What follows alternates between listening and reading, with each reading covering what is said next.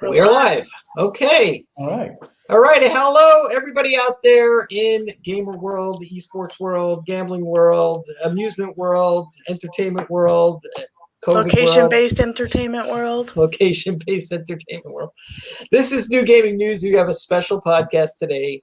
Normally we come to you every other week, and we've decided to schedule this time to have a great conversation with Louis Alfieri, our man from the amusements world. And I know that you're in Rochester, correct? Is that right, Louis? We're close to that. Yep. In upstate New York. So you're in upstate New York. Tell our viewers a little bit about, Raven Sun Creative, about your company, and the excitement that you bring to people all over the world. Well, we're an experiential design and consulting firm working on mixed-use, world-class entertainment destinations around the world. We've been in business since 2012, and obviously the last few years have been a very strong focus in Asia on really massive, huge mixed-use entertainment developments. For instance, early next year, we've got a huge project opening at Ocean Flower, which is kind of like the Dubai Palm times 5. It's 7 man-made islands, 3 theme parks, 24 hotels, 8 museums, 25,000 residential units. It's a crazy big project, as everything in China is. Yeah. Wow. Are you gonna get me tickets to get there? That's the challenge, isn't it? We all want to get on a plane and go over there and see that one at Open. Oh, boy. I mean, how frustrating has it been that we haven't been able to do our normal travel that we've been able to do? I think it's really some strange times. But we're talk about game design and game engines today, and you've been pretty vocal and a champion of the technology in regards to game design, and you see a lot of potential for this in this tool outside of its typical associated applications. Now, the game applications and SDKs that we know of in this space are, bigger companies like Unity and Unreal. So tell me a little bit about,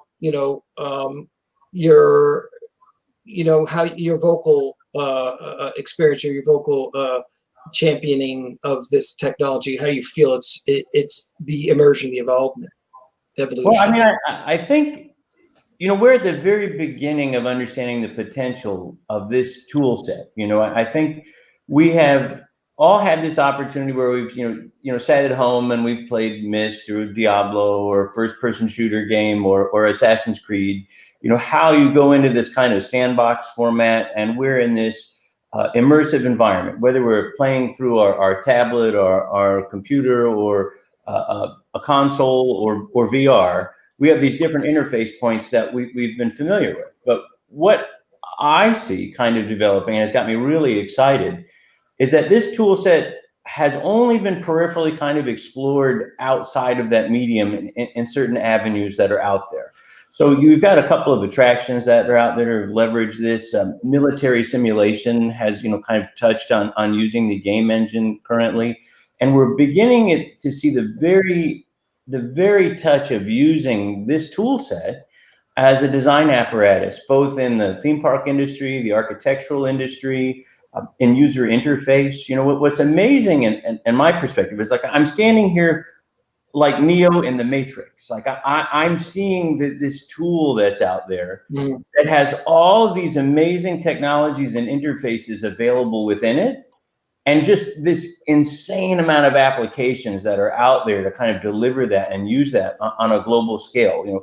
If I was to step way outside and say, where do I see the potential for a game engine that kind of 10 years down the road, is to kind of look at it and say that I think it could replace all media production content, CAD, current user interface, Windows, Safari. There's an opportunity, depending on how Unity and Unreal evolve over this time period, that it can become a super platform, that all of these different forms of interface are functioning within this one medium, creating this kind of a multi-level virtual interface that anyone can collaborate in function in, operate in, conduct commerce in. It's really amazing when you start to think about all of the things that are like perfunctory roles that exist now and how those can evolve over time. Are you guys familiar with WeChat in China by any chance? Yes, yes. So, WeChat is kind of like, Facebook, Apple Pay, Safari, all of those things, Windows to a degree in one platform. But when I think about what I see in Unity and Unreal is like WeChat is like just a little piece of the pie in terms of what the game engine is capable of doing. And you think about, the game engine isn't only interface or purchase or commerce segment.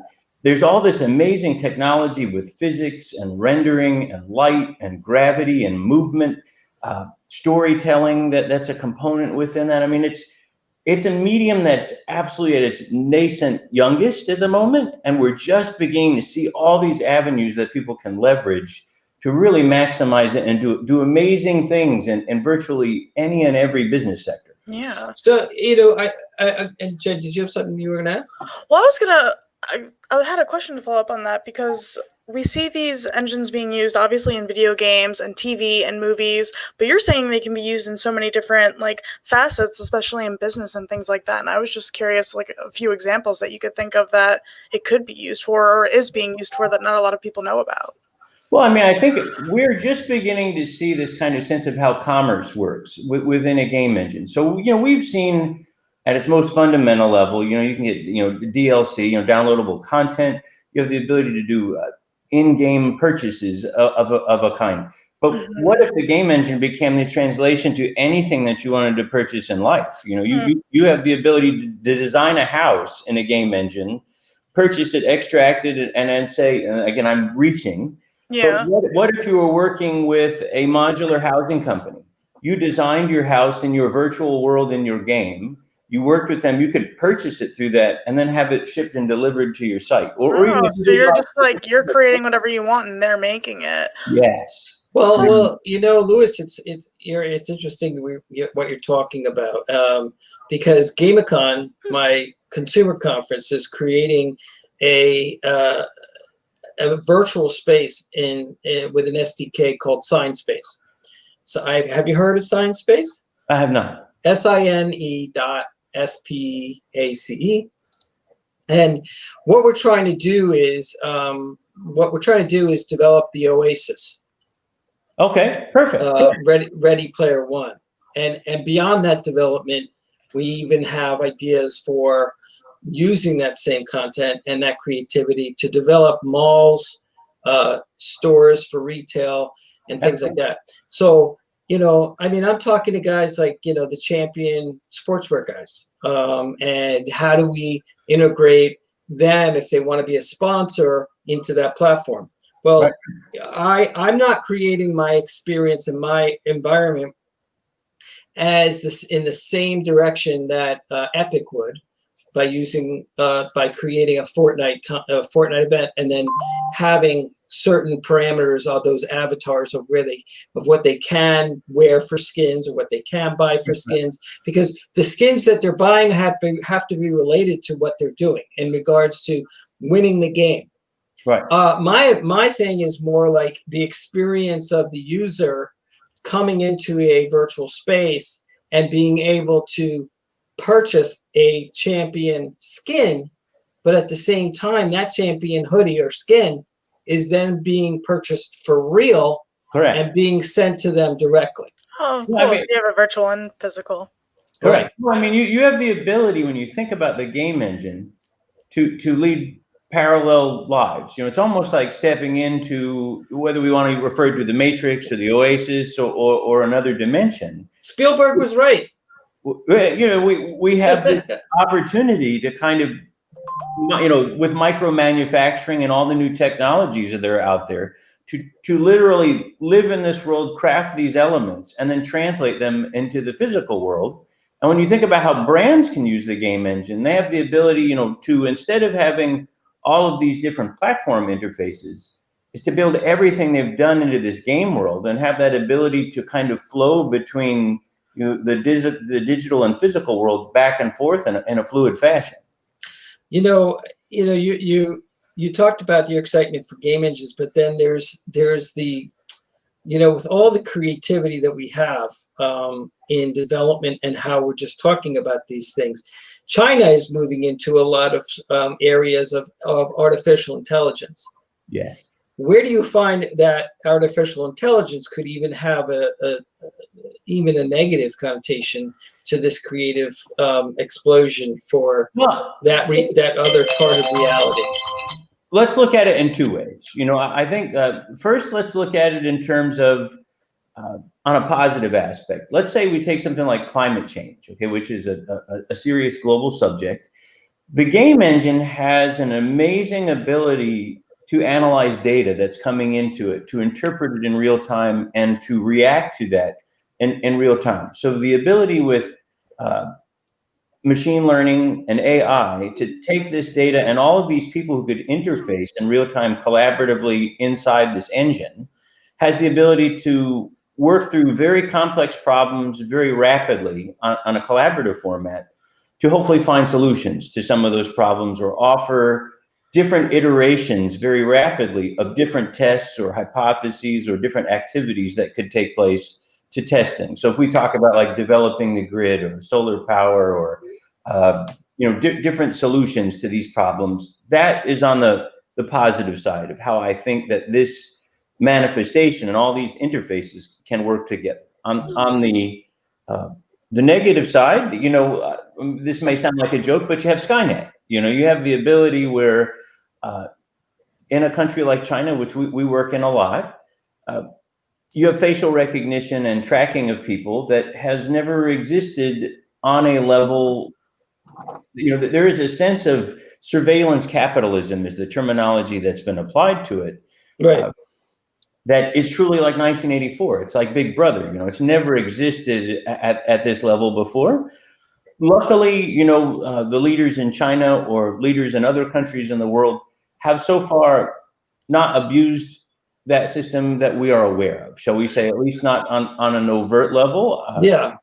I have to jump in though. There was an interesting documentary on Frontline PBS that did a whole thing about AI and how it's this Sputnik moment with the American technology and Chinese technology, and how the Chinese can utilize it to, have that 1984 George Orwellian type of control over their people. Some cases, and they only pointed this one out, where if people jaywalk, they're filmed on a screen and sort of like shamed that they were jaywalking, which is, I'm sure they got a short little, ticket for that or something like that. But that could have a lot more bigger repercussions in regards to the overall way that the government can abuse the technology.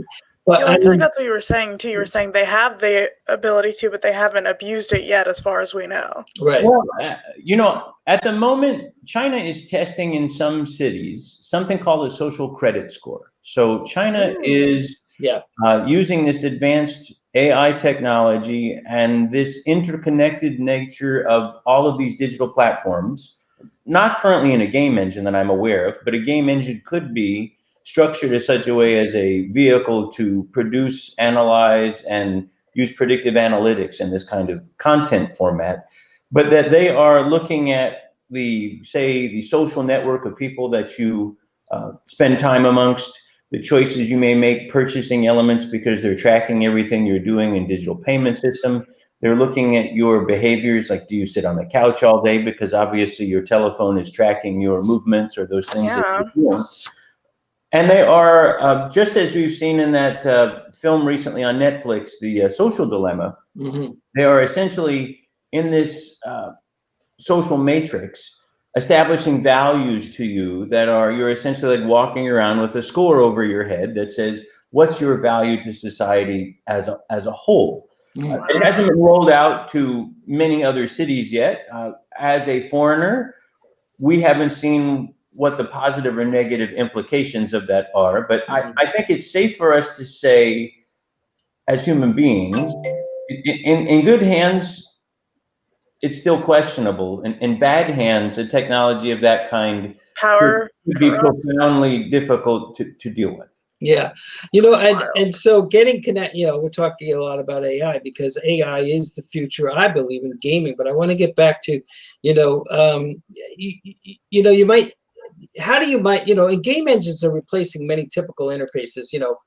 And this entire year we've been bombarded with the Zoom call. I don't think there's a person on this planet that would say, I hate Zoom. They had enough.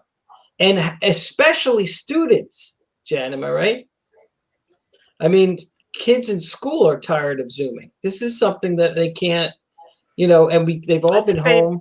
I think it's not being like properly utilized because the teachers don't know how to use it properly. But think of this. But do you feel like they'd rather be in school than on the Zoom call? No, kids would much rather be home. Yeah, but there's an alternative, Jen, and my alternative. Well, school's kind of like messed in general. It's not really in a good spot.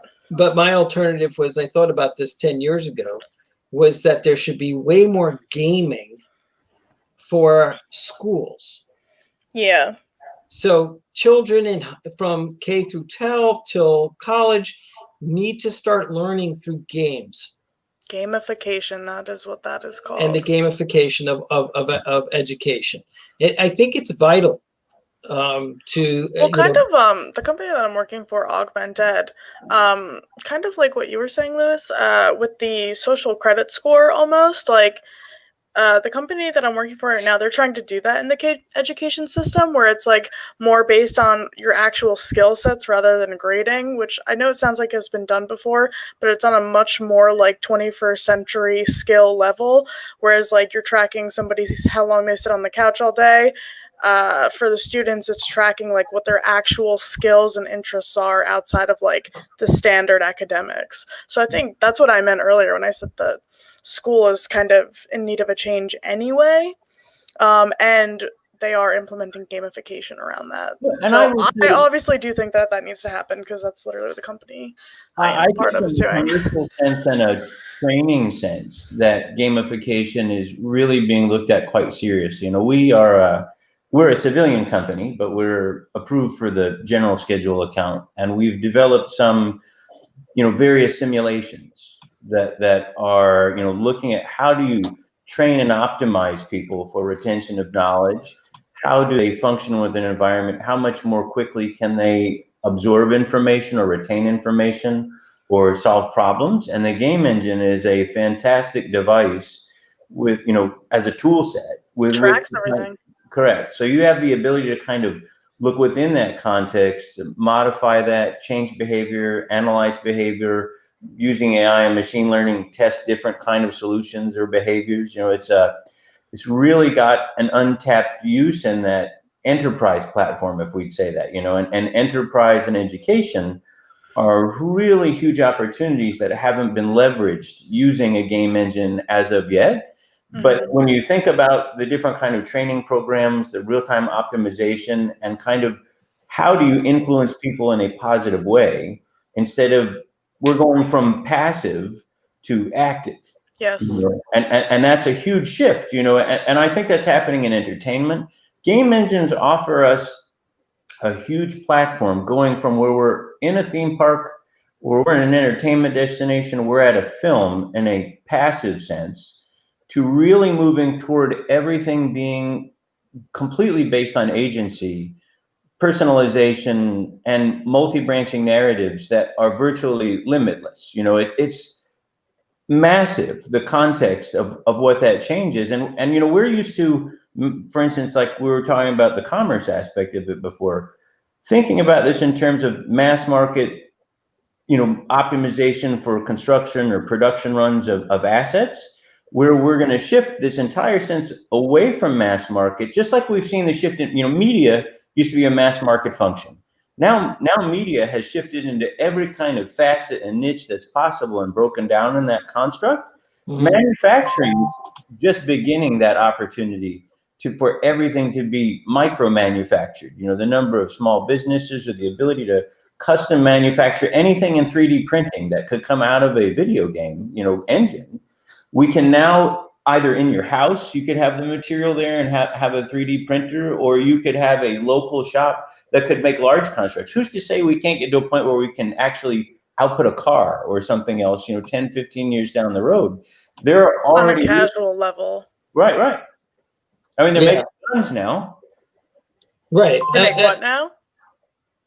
Guns. You can print a functioning gun. So a three-dimensional gun. Listen, I gotta say, there's so much in the evolution that I see. I spotted this evolution of gaming in many different ways 10 years ago, and then I think that it sparked off. If you look at our culture and the way we consume content in general, as you were saying, when I was a young lad and I would sit in front of the TV, you could not react or interact with, the person broadcasting anything. And today, I just posted up that, people can ask questions while we're doing this live event. So if you're out there, please ask any. If you'd like Louis or any of us to answer your questions in regards to game engines and the evolution of game design in our world. But we've gone from the inability to talk to someone who's doing a broadcast to now influencers and streamers on Twitch are constantly, reacting and interacting with their audience. And also professional baseball players and basketball players, and through the new medium of really reaching out and connecting and talking to somebody. So that makes perfect sense that in our own passive entertainment that we would be totally entertained with in the movie industry, that we could design and create our own outcome of what it could be in a game. Like an active fan fiction. Exactly. Mm-hmm. I don't know, and I wanted to know from an amusements design. You could do that with like deep fakes and stuff. Right, and then from an amusement design ability, how does someone design and create something for someone who wants to be on not the same ride they just rode on, but the same ride and then have another type of experience? Well, let me step back and say one thing that I don't think people think about when they think about location-based entertainment. So when you think about the construction and the development of a theme park, the theme park overall, not a specific attraction, but the entire space, you don't actually control the narrative. You are in a situation creating a platform for people to come experience. There are 35,000 people coming to that location a day. Each of them has their own ideas, their own aspiration, their own adventure that they're going on. They're essentially coming into a sandbox format and then going on different adventures within that sandbox format. If you think about kind of manifesting that or drawing a parallel to a game experience. So a film, when you go see a film, is a wonderful emotional experience, but it exists within a rectangle, and they control the narrative throughout the 2 hours that you're in that experience. Mm-hmm. When you go to a theme park, you are set within an overall structure of what is a concept, a platform of what you're going to participate on. And then you go on these little side adventures that are these moments that are currently controlled iterations or passive iterations of what those experiences are. We are beginning to see the development within that physical world, the blending of the digital and the physical to allow you to have that multi-branching narrative. So in the case of what you're talking about, it's just beginning to be manifested. Like, how can we, using AR, or how can we use scripted systems or artificial intelligence and characters that are walking around interact with you on a one-on-one basis? Like a Westworld? Correct, very much like Westworld. So when you look right now at the Galaxy's Edge, and this is a difference between, say, Harry Potter and Galaxy's Edge. Okay, so we look at what Universal has done quite successfully in taking the greatest hits of the Harry Potter movies and manifesting these great environments. And they're essentially retail environments with some experiences in them at the Universal parks. Fantastically beautiful, representative of what people experience in the films. what Disney has done is I see it as Galaxy's Edge 1.0, Mhm. developed a platform that they're trying to take, say, the best of secret cinema, if you're familiar with that, and cosplay, and finding a way to blend what the traditional theme park experience is with this open-ended storytelling component that has a lot of technology interlace in it, but still two of the traditional passive attractions that people expect to see in a theme park. One of those, the Millennium Falcon ride, is like a traditional video game. You have some flexibility in what that narrative is, but they're still locked into trying to push, 20,000 people through that ride a day. So you have to control the parameters with which people are participating in that. So they've developed this, there's a mobile app that you're able to participate with in that. They created an open-ended story that's not necessarily totally tied to the existing film universe, but gives you some flexibility. So cool. And they are taking that 1.0 experience, and now they're already planning kind of the 2.0 experience. So they have a hotel that's going to open up. That's it's a premium ticket element, but they have this Star Cruiser that you're going to go on for, say, a 24 to 36, 48-hour experience where you will be totally in character. You'll be wearing a device that allows people to come up and influence and talk to you in a specific manner based on what you're doing, what you're functioning, and you'll have access to this platform, this space in the park at night where you'll be able to be in character in the park outside of your starship alone. So you won't be intermixing with us walking around the park as normal people. You'll be able to walk around looking like a Star Wars person in that space, and take cosplay to the next level, like Westworld Light. But I believe what Disney's intent with that is this is all a test platform for building what that future experience is, where everything is a multi-branching narrative done in real time. Yeah. They're developing new AI-enabled character interfaces that, if based on the device that you're wearing, you'll walk up, it knows what your preferences are, it will talk to you by name, cool. it will interact with you. So we're beginning to see this evolution of where they're trying to, you may remember, I don't remember that the name is used in the current show, but Project Delos, the land of Delos is where the original Westworld was placed. And I think that's the evolutionary path that these experiences are on. Now, obviously, the challenge to that is the commercial limitation. These are insanely expensive ventures. So one of the challenges you have to find in going along that trajectory is, how does that investment scenario work? Because you're talking about, a couple $1 billion to develop this, and COVID is a challenge to that. That's a market experience. You're trying to get a lot of people into that, sell tickets, make merchandise, experiences.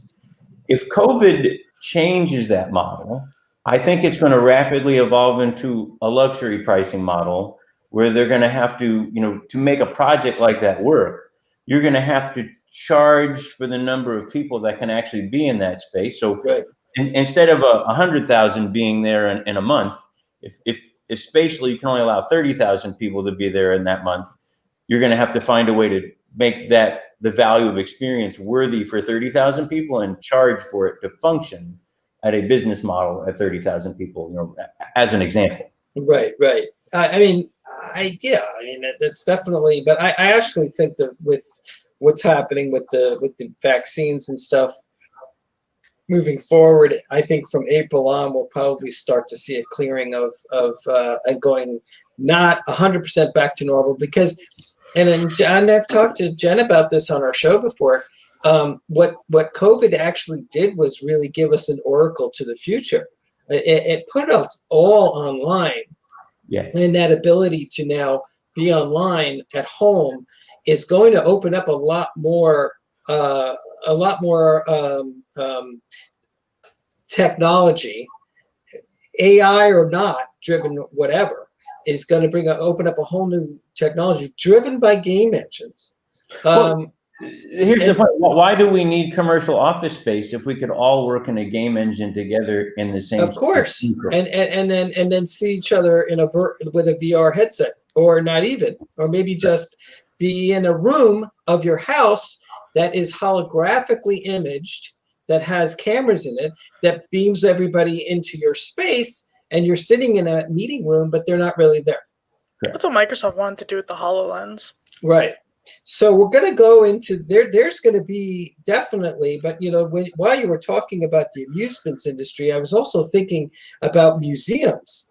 Yes. And how museums can capitalize on game engine abilities. For example, my grandfather came through Ellis Island in the early 1930s on my mother's side, and then on my father's side, we go back all the way to the pre-Civil War time. Oh, wow. So there's two lineages there that if a company like Ancestry.com wanted someone to literally go back in time through a game engine development and see their relatives in form living a life that, we're really talking about pseudo time travel. Correct. To go back and to see your family lineage Like through reliving someone else's memory. Right, through these abilities. And so there is so much that I think will come out of the game engine, and it's the tip of the iceberg. And I'm going to say this now, Jen, and you can quote me in a year from now.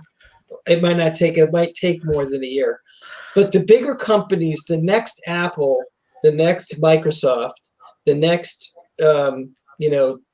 Google, are going to be Epic Games, Blizzard Games, Think about Total Valve.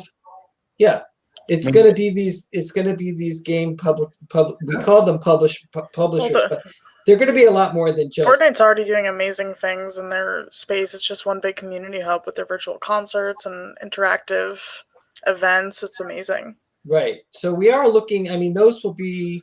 If anybody wants to buy stock, Tencent Gaming is in China is going to be. It already is one of the largest gaming publication companies on the planet. And it's just how they enter into all the different varying spaces that they're going to need, the creative people to figure out, what's next on the agenda. You think about it, science fiction. Back to Minority Report or Star Trek, with the exception of the tricorder and the Enterprise, a lot of those things exist right now. We're talking in real time, those elements. What doesn't exist yet, for instance, is, Dreamscape, which I remember in the 80s, they could implant memories, or like Inception. Right. And Total Recall is a point of putting a memory of a completely, real experience in your mind. Right. Game engine is the environment with which that's created it. Right. When you think about it, and the remarkable, as you mentioned, the Oasis. We are just beginning to see the manifestation and the realization of that technology, and it's just in its infancy. Where it's going to go and where it's going to be capable of doing. Yeah, and that's the other thing I talk about all the time on our show as well. A lot of the people now that are investing in esports, they are people that come from a background of, like, a lot of ESPN guys, that whole executive from ESPN will invest in esports because it's what they understand, it's what they associate with. But what they're not really seeing is the larger picture. Correct. That video gaming that esports is 10% of that competitive, it's part of it. But what they're not really seeing is that video gaming as a whole is a whole nother counterculture. It's a whole nother world, ecosystem than the actual world that we live in today. Correct.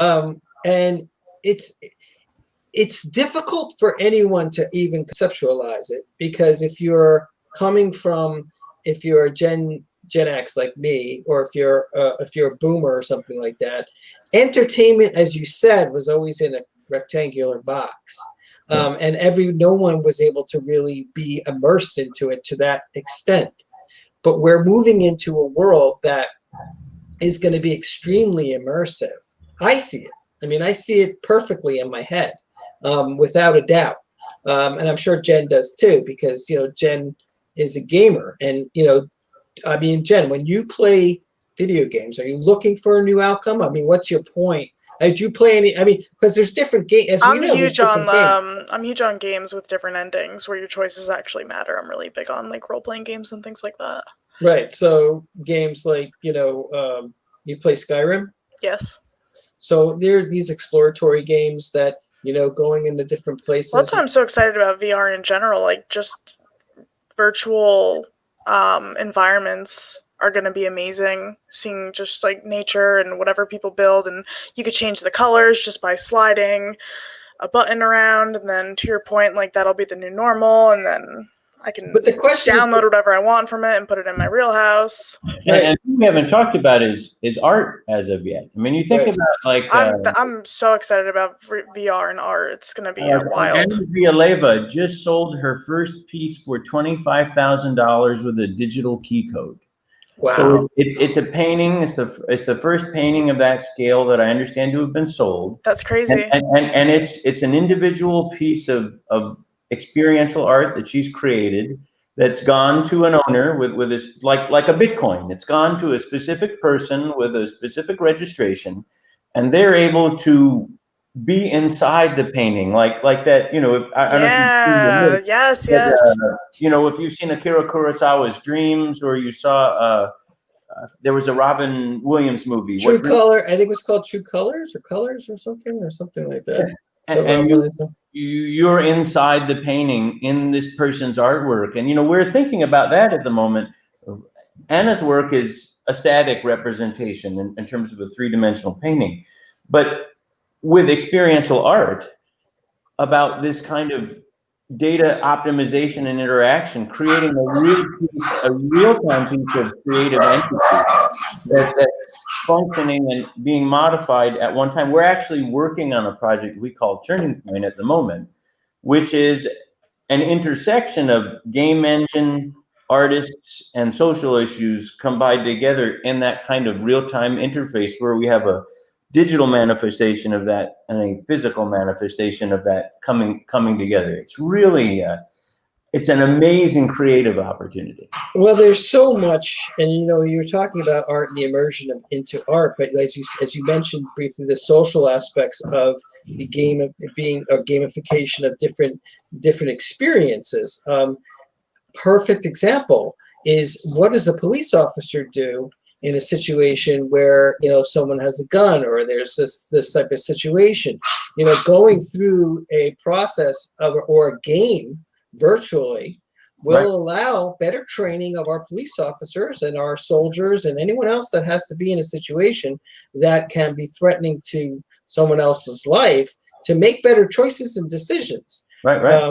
The other thing I thought about when we were talking prior, when we were talking about AI, going back to that, is that, will robots then be replacing police officers because they'll be able to use artificial intelligence to make better decisions than police officers themselves? I mean, it's hard to say.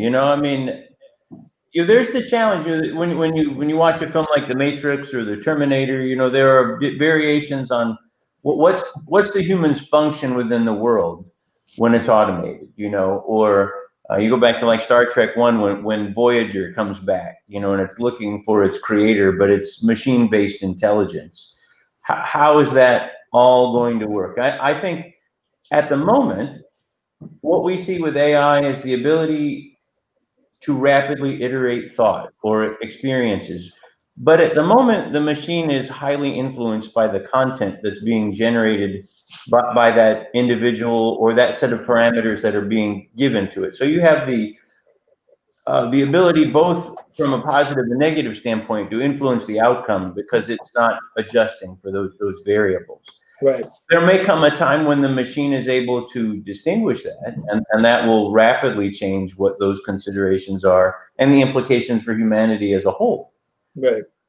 And just want to get back, since we do discuss a lot about casinos and esports and things like that, the evolution. And I've been at I don't know if you've ever been to there's an event at CES.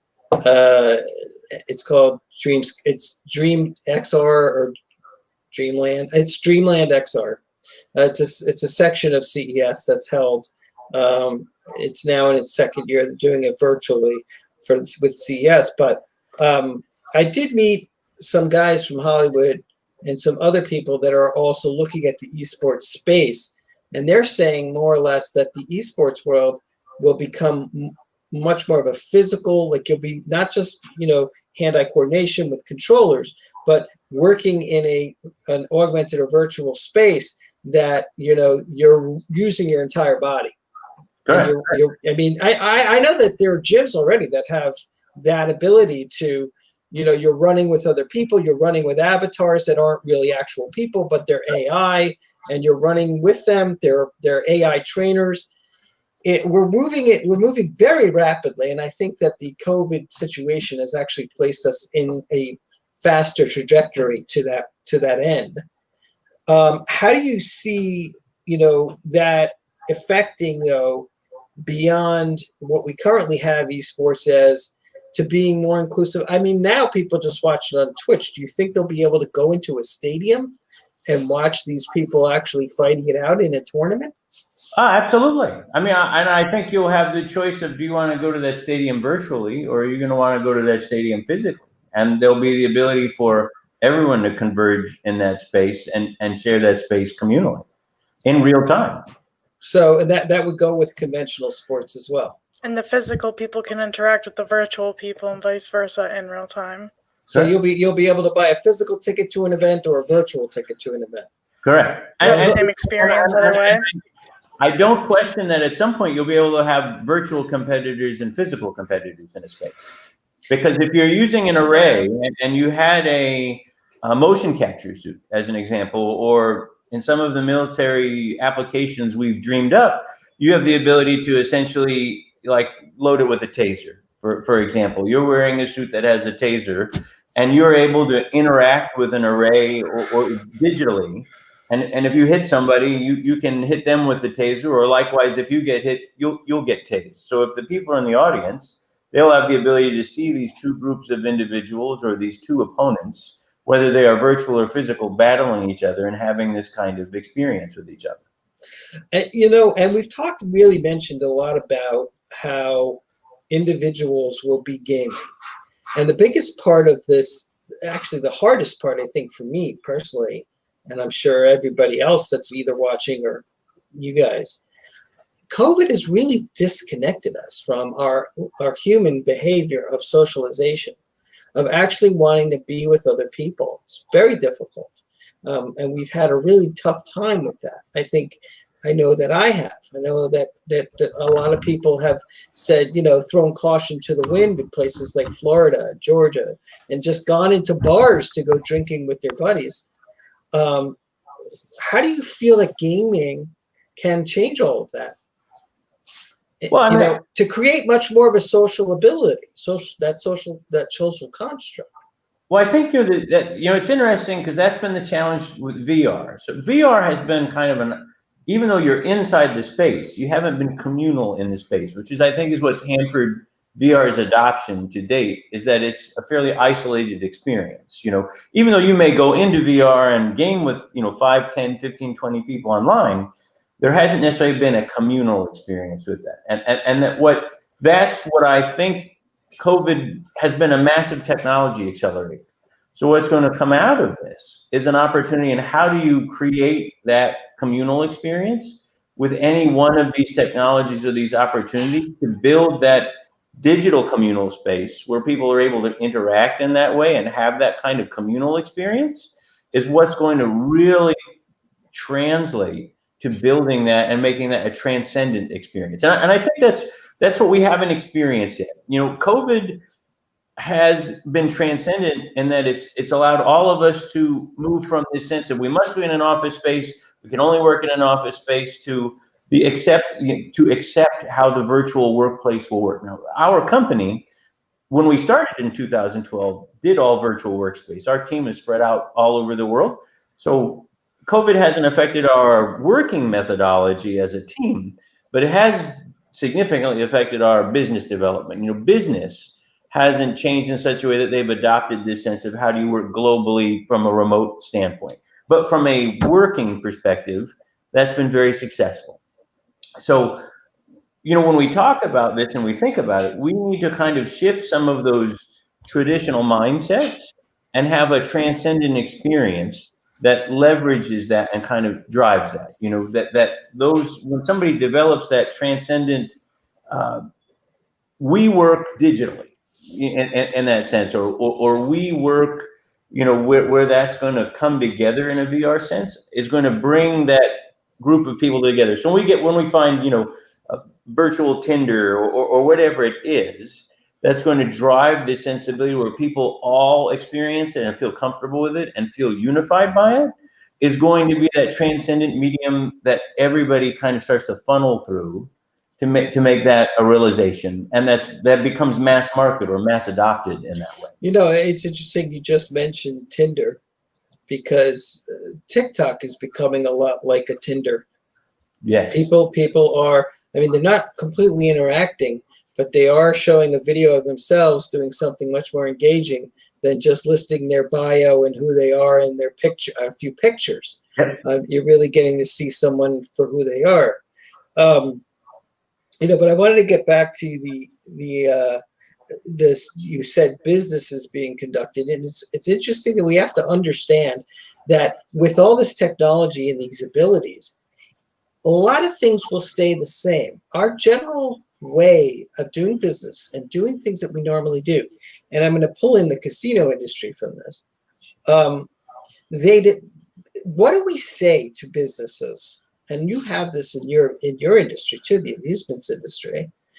What do you say to older guys that are still running these, big companies, that are sort of like adverse to wanting to move into this direction because they don't understand it, or it's too much of a change, or and this is the case with the entertainment Hollywood industry. This is the case with casino industry. This is the case with the amusements industry. But I know you say they're doing some stuff in places like Universal, in places like Disney, and that's at the highest levels though. I'm talking about like places like I think any industry that goes through sea change, we can look at as an example. When we look right now at the music industry, is really a fine example of one that was quite robust.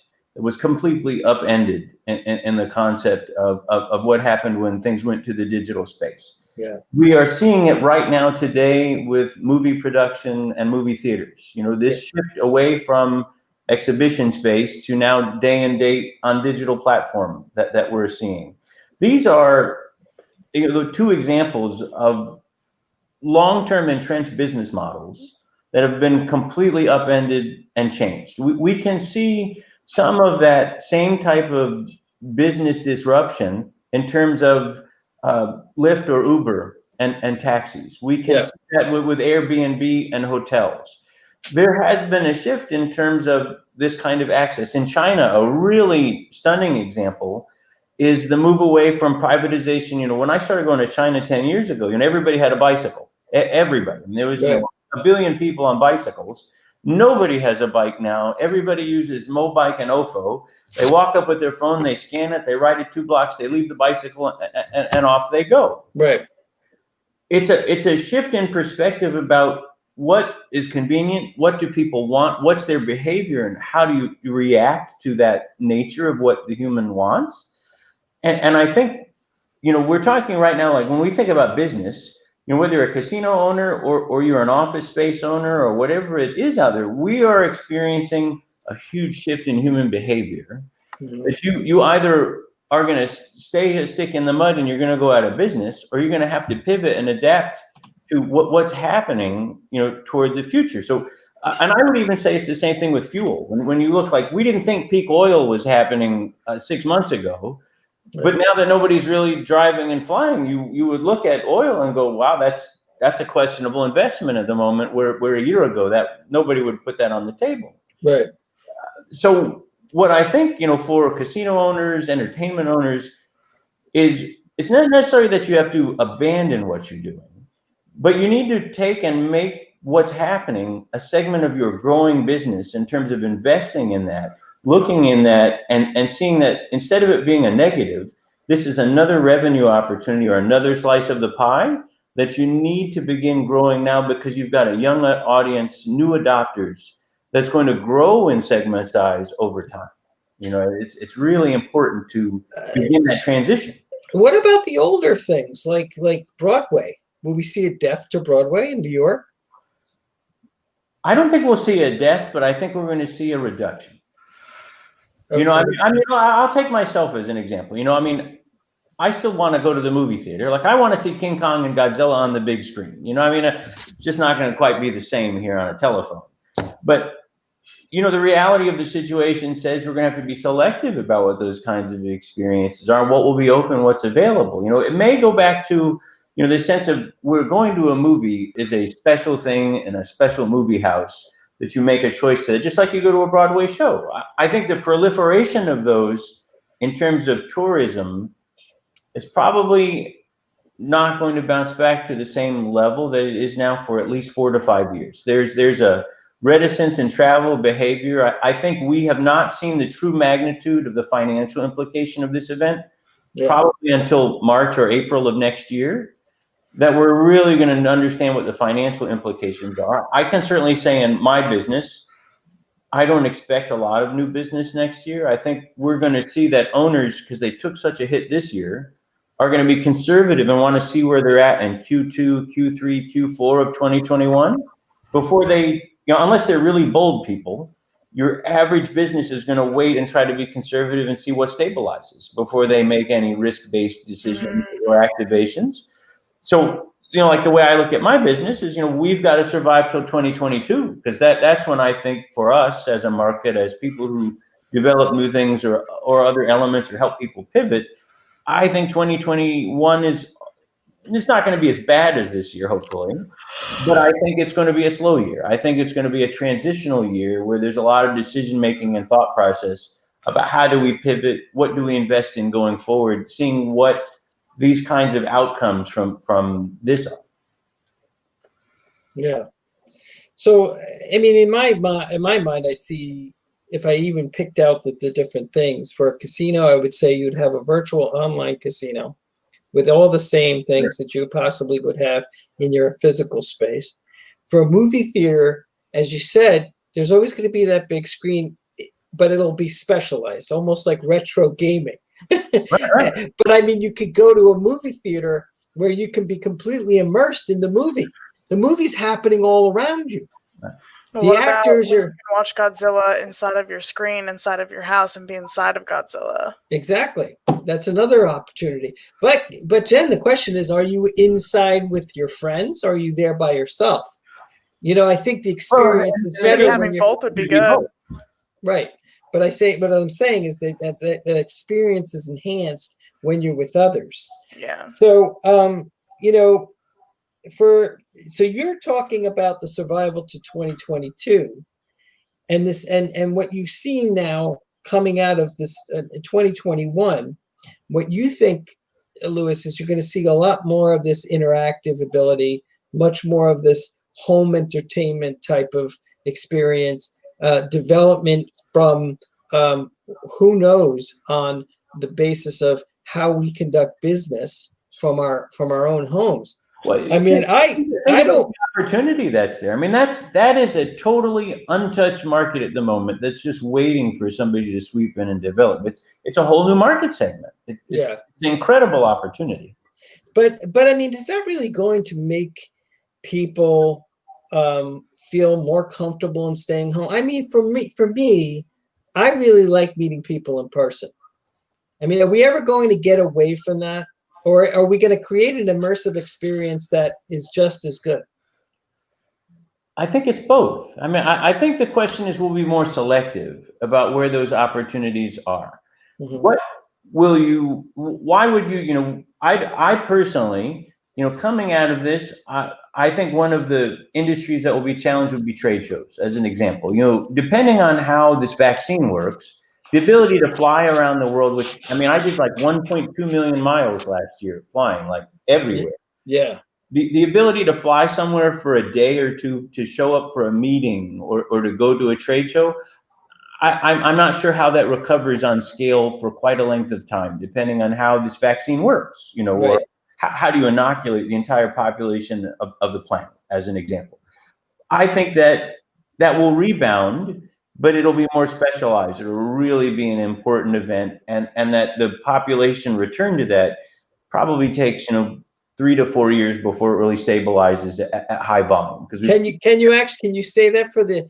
I mean, can you say that for the older industries, like the gambling industry and the entertainment industry, the amusements industry? I mean, these old guys have been sitting around their houses for almost 8-9 months now. They live to go to these events, no? Well, you know, when you look at right now, take the theme parks as an example. They're operating at 20% capacity, and they're operating, you know, on busy periods at that capacity. There is definitely a thirst for that experience. You know, people are going stir crazy. I mean, I live up north. You've lived up north. You know, you go nuts here in the winter. You that's why spring break exists. You got to get out of here. You've Yeah. you know. I don't think that nature of humanity is going to change. I think what we're going to see is a behavioral shift, which has been taking place this year. It's more localized. Yeah. It's more a sensibility of, I'm not necessarily going to travel to Paris for a week. I'm going to travel to New York City, or I'm going to, you know, go upstate into the country, into the Adirondacks, and explore my area. There's a period of time here where people have localized a bit more than where they were before. And I think that's going to take probably 24 to 36 months to shake out, assuming these vaccines are effective. There's going to be a point where I think people need to have a sense of reassurance and safety and comfort again to begin making it. Because you think about it, you have to make a choice that whatever experience you're choosing is worth the risk that you're taking. So if I want to go to Disney World, and mind you, I mean, it's my industry. I love my industry. I love what we do. Like, I give my left arm to go to Tokyo Disney tomorrow, you know? Right. But that involves, I'm going to go to the airport. I'm going to be on an airplane 17 hours. I'm going to be in a hotel in another place. You know, there are all these intersection points along the way that I have to believe are worth the risk I would take in getting sick to get to that location. Right. So what that drives in the location owners' vernacular is, whether you're a casino, an esports event, or Disney World, is you really have to understand your consumer, what's important to them, what your value proposition to them is, deliver on that, and make sure that they feel safe. You've got to reassure them that this choice that they're making is of significant value and adding value to their life. Yeah. Well, you know, we're coming up on the hour now, and I just wanted to go through some things. I'm going to ask you succinctly, specifically, COVID-19. This year, 2020, sucked. What stays technologically? What gets tossed into the garbage? What stays technologically is agency. You know, the one thing to me that's going to come out of this that never goes back in you know, canary in the coal mine, yeah, is digital agency. You know, that's never going away after this. Right. And I think digital adoption, the notion of questioning what we understood as limitation in terms of we got to be in an office space, I can only buy it in a store, that's all gone. That's not coming back. It's not that we won't go back to commercial space, but the notion of what we see that as is never coming back to the same. It's like the allegory of the cave. When Plato talks about going to the edge of the cave and walking out, that's what's happened. We've gone to the edge of the cave and looked out. We sure have. It's definitely. And so what do you think now, owners, casino owners, amusement park owners, what are they thinking about for 2021? What are we going to do beyond that?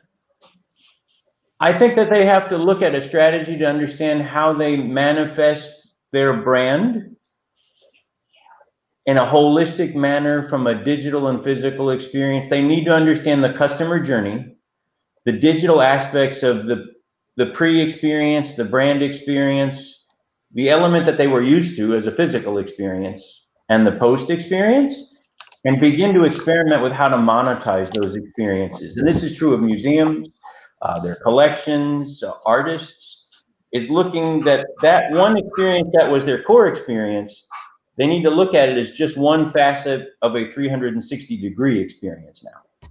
Right. So, Bill, like as you mentioned, as we talked about it, I want to walk through the Museum of Natural History. I could do it, but I'm not going to actually be there physically. Right. So, And to think of that, museums only have like 3% of their collection available to people. This opportunity we have is to take all that material that they have and make it available to people on special tours, special events, special behind the scenes. There's all this repository of content that they store that this opens the door to being a part of, like right. building their brand in a way they've never had before. Well, I think what we're talking about here is an enormous evolution of this is as big as when the internet first came out, of the .com era. Right. I mean, we're really talking about a whole nother world, another level. So, looking at this entire picture, how does entertainment, and we're talking as a very wide term here, have an opportunity to pivot and lead other industries in the future? I mean, we talked about the video gaming publisher and their role, but how is that now going to affect everything else that we evolve, that we're going to have evolutionary in the entertainment world? This may sound big, but I think in terms of P3, people, planet, profit, we have an opportunity to essentially lead the redevelopment of everything that has existed previously. That might sound nuts. You fly into London or Rome and you see the entirety of human history laid out before you when you come in on that plane. Every building has been laid there by a brick, every light bulb's been put in by hand, since whatever it was, 3000 BC. Mm-hmm. We have this opportunity through the game engine, entertainment, and our sensibility of manifesting things that don't exist into whether it's a digital space or a physical space. We have this amazing opportunity now to kind of recraft all of that. We're talking energy creation, interaction, human function, commerce. We essentially have this empty canvas right now that we could take all these unemployed people and start putting them into these opportunities to redevelop this. And with the investment money that's kind of sitting around, create whole new business sectors that can employ people, drive economies, drive local communities, create whole new business sectors that never existed before. It's like, I see this limitless possibility to take this investment money and this open canvas and kind of transform culture, society, and commerce simultaneously. All hopefully with the benefit of resulting in a better, greener world, but also more equity for people, more function, more opportunity. Right. Being out there, and that's not to come at the cost of the people who make a lot of money, and you're not taking anything away from them. It's like if you take the oil magnate and you give him this opportunity, he can still make a lot of money, but it's creating opportunity.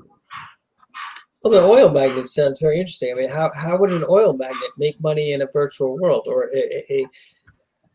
Well, I mean, I think if you take an oil magnate and you say you have the ability to corner this entire digital commercial space market. I mean, you think about that. If you were renting space digitally, that doesn't exist right now. If you go into that space, or you're a Simon Properties, and you're able to create manifest a digital marketplace that everybody's selling their goods on, you could say that's Amazon, or you could say that's eBay now, but I'm looking at this as like the Oasis. This is an experience where you're going into these spaces, you're renting space in these spaces to promote yourself. Is a remarkable opportunity to create new avenues of that. Well, it's exactly the same, but isn't it true also that if you wanted to walk through a mall on your own, virtually, you can walk through a brick and mortar mall on your own. Correct. And choose things, and almost like a ghost or a spirit. Right. And there's real physical people that are in the mall, but you also can go to the mall without having to get in your car and drive to the brick and mortar. Correct. You could put on your goggles and then create that same exact experience, but you're only doing it in a digital world. Now, when I was a kid, I'm going to wrap this up because it's very interesting. My father used to tell me that there was another world. He used to think and believe that there was a sub-world to our world. something else was going on. Yeah. And it's actually almost this human subconscious that we know of, that we think of as being another place that is actually a place. And so philosophically, if you speak, we could talk in circles all day, but what we will have is that world that is also the same world that we have in the physical realm, will be in the digital realm. Agreed. So yeah, I agree. It's an entire world that we can create and that we will create for the future. Just the last thing, the iPhone 12 has a LiDAR. Wait till everybody in the world is walking around with a LiDAR scanner. It's remarkable. We are on the edge of like remarkable things. Well, I actually think the phone is not even going to be the phone anymore. We'll have a hologram of our image around our wrist. I actually saw that recently in an article that the phone will be wrapped around a wrist, and you'll be able to push a hologram. The screens will be no longer because of COVID. That's another invention. Touch is gone. Touch will be gone. I think it's all going to be gestural, eye tracking. You know, the notion of touching everything as a result of COVID is a non-issue now. Exactly. That will be gone as well. Jen, any closing thoughts? I was just looking up a LiDAR scanner. Well, Louis, I wanted to thank you very much for coming on the show. And we're talking about game engines, talking about the evolution of mankind, because this is exactly what's happening. It's an exciting time to be alive. It's an exciting time to see the bright minds of the future and how we're going to create and build a new world for the better. Thank you very much. Thanks for having us. Thanks for being on the show. Yeah, Jen, you're great.